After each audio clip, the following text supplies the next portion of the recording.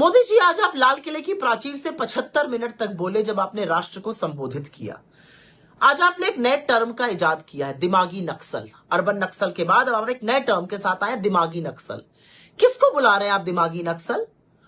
क्या दिमागी नक्सल से आपका अभिप्राय है वो पढ़ा लिखा युवा जो अपने हक की बात करता है? क्या दिमागी नक्सल वो युवा है जो पेपर लीक के खिलाफ बात करता है? क्या दिमागी नक्सल वो युवा है जो कहता है कि मेरे भविष्य की चिंता तो आपको भी करनी पड़ेगी?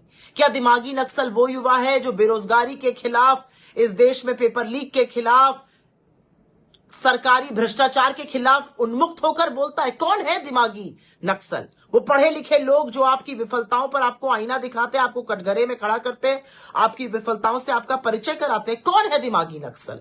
क्योंकि एक बात याद रखिएगा, इस देश के युवाओं की ताकत के सामने तो आपको झुकना पड़ा। उन्होंने आपकी और आपकी पूरी सरकार की नाक रगड़वा दी। अब आप किसको दिमागी नक्सल कह रहे हैं? ये रिस्क आप खुद ले रहे हैं, क्योंकि युवाओं ने तो ठान लिया है कि आपको अब वो निकाल कर ही दम लेंगे। जेन जी तो छोड़िए, जेन अल्फा ने ये मन बना लिया है। और मोदी जी, दिमागी नक्सल तो वही होगा जिसके अंदर थोड़ा दिमाग होगा, वरना आपके जो चरण चुंबक हैं उनमें रत्ती भर दिमाग नहीं है। जो है वो घुटनों के नीचे है, ये असलियत है। खैर, 75 मिनट आप बोले, हर बार की तरह आप लफाजी तो करते हैं, बड़ी बड़ी बातें बोलते हैं। मैन्युफैक्चरिंग, अरे भैया मैन्युफैक्चरिंग हो कहां रही है इस देश में? जो आपका बब्बर शेर है वो दहाड़ने के बजाय मिमिया रहा है। मैन्युफैक्चरिंग जीडीपी का शेयर लगातार गिरता जा रहा है, चाइना से इंपोर्ट लगातार बढ़ता जा रहा है। कहां हो रही है मैन्युफैक्चरिंग? अभी अमेरिका की ट्रेड डील को क्रियान्वित होने दीजिए, मैन्युफैक्चरिंग और ठप हो जाएगी। तो पता नहीं आप किस मैन्युफैक्चरिंग की बात करते हैं? विकसित भारत की बात करते हैं।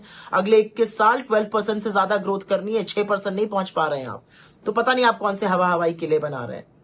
लेकिन एक बात आपने कही जिससे ये पूरा देश आहत है, और बहुत आहत है। आपने कहा जो सैनिक युद्ध में मरते हैं, मोदी जी, सैनिक मरते नहीं हैं, सैनिक शहीद होते हैं।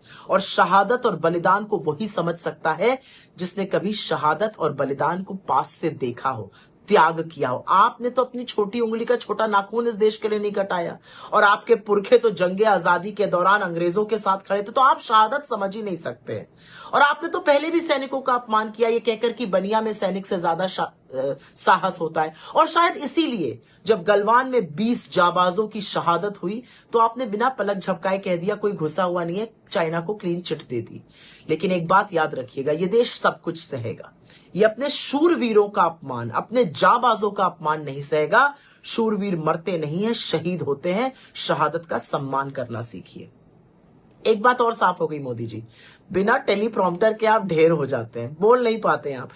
पेपर से पढ़ने की आपने कोशिश करी, आपको लगा जेनजी है पकड़ लेगा, पेपर से पढ़ने की आपने नाकाम कोशिश करी। लेकिन विद एवरी पासिंग डे, हर साल आप ज्यादा उबाऊ, थके हुए, हारे हुए से नजर आते हैं। आपकी बॉडी लैंग्वेज, आपके शब्द लड़खड़ा रहे थे, रिदम नहीं था, आप किसी से कनेक्ट ही नहीं कर पा रहे थे। 75 मिनट तक आप बोले, न किसान से कनेक्ट कर पाए, न महिला से कर पाए, न युवा से कर पाए। आप किसको संबोधित कर रहे थे? आपका जनसंपर्क, आपका जन नाता इस कदर टूट गया है कि आपको जमीनी हकीकत का अंदाजा ही नहीं है। आप किसी से कनेक्ट ही नहीं कर पा रहे। आप अपने एको चेंबर में बोल रहे हैं, ये देश कुछ और सुनना चाह रहा है, प्रधानमंत्री कुछ और भाषण दे रहे हैं। और प्रधानमंत्री जी, एक बात तो माननी पड़ेगी, और इस बात की मुझे खुशी है, मैं सराहना भी करूंगी।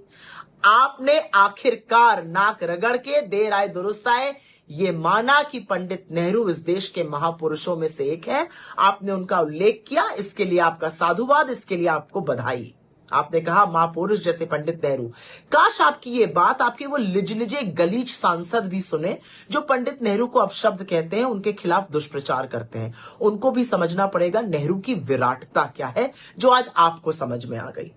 लेकिन मोदी जी, जाते जाते यही कहूंगी, 75 मिनट बोले, देश में किसी से आप संपर्क ही नहीं स्थापित कर पाए, कोई कनेक्ट ही नहीं था, हवाई जुमले, वही पुराने वादे, थका हुआ सा, हारा हुआ सा एक व्यक्ति जो उम्र के इस मोड़ पर आकर खड़ा है कि उसको पता ही नहीं है वो किसको संबोधित कर रहा है, जो शूरवीरों की शहादत को मरना बताता है, और जो इस युवा शक्ति को, इस देश के सबसे बड़े हौसले, सबसे बड़ी ताकत, सबसे बड़े जज्बे, युवाओं को दिमागी नक्सल कहता है। क्या हो गया है आपको मोदी जी?